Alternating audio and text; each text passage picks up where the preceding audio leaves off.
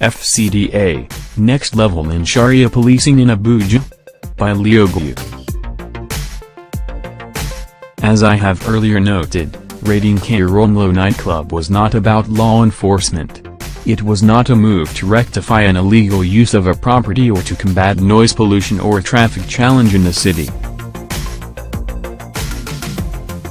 The Federal Capital Development Authority, FCDA, used these reasons to mask their more sinister motives, and to legitimize their illegal clampdown on the operation of nightclubs and women attendees in Abuja.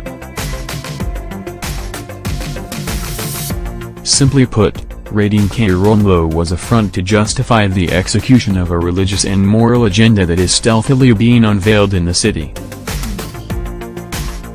As many anticipated, more raids have been carried out and more women, not men, have been arrested in Abuja. Over the weekend, at least 70 women were arrested following similar raids in the city. These women were detained at a local police station where they have allegedly been abused. The FCDA must be taken to task on the light of recent developments. The municipal authority must be called to order and compelled to adhere to its constitutional roles and duties. The agency must make it clear if it is enforcing the law or prosecuting some moral, Sharia policing agenda. This is because Abuja is the seat of the federal government where federal laws apply. And FCDA could not execute such operations without the implicit knowledge and endorsement by the Buhari administration. So the raids of nightclubs and arrests of female attendees are not only municipal local issues, they have federal, constitutional dimensions that need to be addressed. First, the FCDA need to categorically respond to these concerns. Is the operation of nightclubs against the law? If yes, which section of the Nigerian law prohibits such operations and what does the provision explicitly say? Are there guidelines for the operation of nightclubs including dress codes for men and women? If yes, what are these operational guides?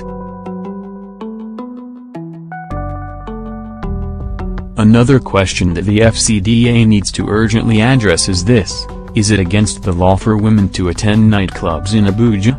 If yes, which section of the law prohibits females attending nightclubs and what does the provision state? Otherwise, the FCDA should put an end to these reckless and irresponsible raids. The agency should stop making itself a laughingstock locally and internationally and confirming that it is an extension of the Sharia policing regime. Going by the latest reports, the arrested women would be accused of prostitution and charged to court. So for the FCDA, attending nightclub equals prostitution, right? By implication, nightclubs are brothels? I mean, how will the FCDA prove in court that a woman who is arrested at the nightclub is a prostitute? Is attending or dancing at a nightclub an evidence of prostitution? So it is pertinent to highlight the twisted morality that underlies the raids on nightclubs in Abuja, especially the facts that this clampdown reinforces existing power relations and privileges.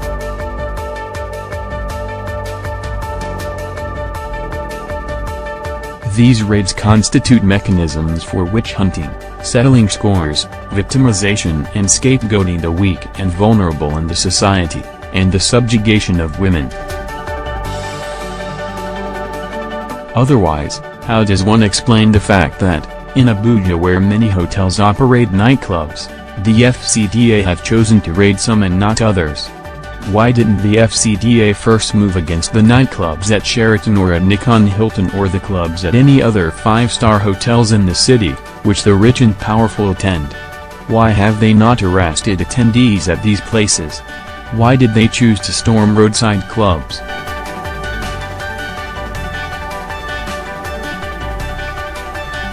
Now on the gender aspect. Both men and women do nightclubbing. So why arrest only women? Why create the impression that nightclubbing a female affair when in actual fact it is not? Why reinforce the gender prejudice and bias that have characterized Sharia enforcement in Muslim-majority states? This is definitely an exemplification of what applies in Sharia implementing states.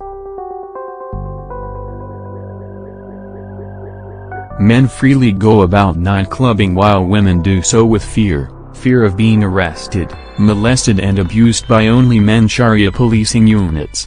Is this the lunacy and farce that the FCDA wants to introduce in Abuja? The FCDA should stop raiding nightclubs and focus on their constitutional roles and duties as stipulated by the law. It should stop being a tool for the prosecution of ethno-religious agenda.